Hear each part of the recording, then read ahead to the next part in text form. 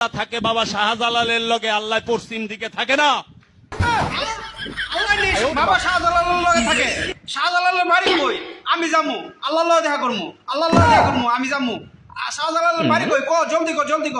বাবা শাহপরানের লগে আছে, জুম্মার দিন গেছি আমি। হ্যাঁ কিন্তু জুম্মার দিন শাহপরানের কাছে গেছ, আল্লাহর লগে তুই দেখা করছ। বন্ধু আমার লয়ে যা, আল্লাহর লগে আমিও দেখা করমু। বন্ধু, বন্ধু রে, আজকে তো রে বাইরাম রে বন্ধু। বন্ধু রেডি থাক, ঠিক আছে? তারপরে ক।